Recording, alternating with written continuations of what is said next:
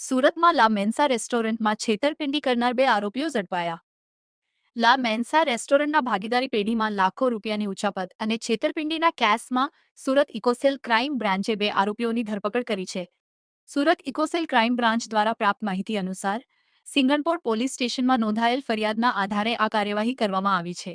આ કેસમાં ફરિયાદ પક્ષ સાથે ભાગીદારીમાં રહેલા આરોપીઓએ રૂ 4,85,700 ની ઉચાપત કરી હતી અને આર્થિક ગેરરીતિ તેમજ વિશ્વાસઘાત આચર્યો હતો. આરોપી રવિન્દ્ર કુમાર ગોરસિયાએ પેઢીના નાણાંનો દુરુપયોગ કરી હિસાબ આપ્યો ન હતો. આરોપીએ લોનની રકમ પોતાના અંગત ખાતામાં ટ્રાન્સફર કરી લીધી હતી.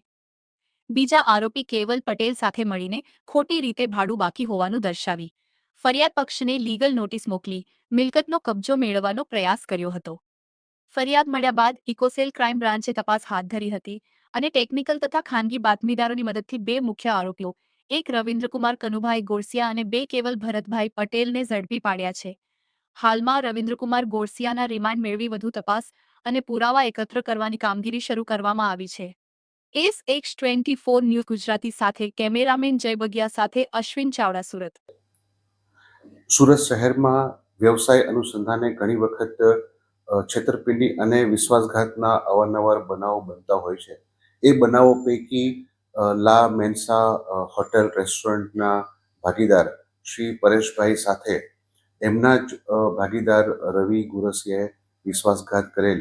જે બનાવની હકીકત એવી છે કે બંનેનો આ રેસ્ટોરન્ટનો વ્યવસાય લા મેન્સા નામનું રેસ્ટોરન્ટથી કતારગામ વિસ્તારમાં ચાલતું હતું અને ત્યાં ભાગીદારી પેઢીમાં આ વ્યવસાય ચાલુ હતો. એ દરમિયાન ભાગીદાર રવિ ગોરસિયા દ્વારા પૈસા પોતે અન્ય ફરિયાદીની જાણ બહાર ઉપાડી લઈ 49 લાખ રૂપિયાની વિશ્વાસઘાત એની સાથે કરવામાં આવેલો હતો અને ભાગીદાર રવિ ગોરસિયાએ પોતે જે જમીન માલિક હતા એમની સાથે પોતાના પર્સનલ સ્ટેટસમાં એ ભાગીદારી કરાર બંને મેળાપીપણામાં રદ કરી અને પરેશભાઈની જાણ બહાર જ તે આ વ્યવસાય બંધ કરાવવા માટેના પ્રયત્ન કરેલા. જે અનુસંધાને ફરિયાદી શ્રી પરેશભાઈ દ્વારા ફરિયાદ આપતા ગુનો નોંધવામાં આવેલ છે. આરોપી રવિ ગુરસિયા અને કેવલની ધરપકડ કરવામાં આવેલ છે. તપાસ તજવીજ ચાલુ છે.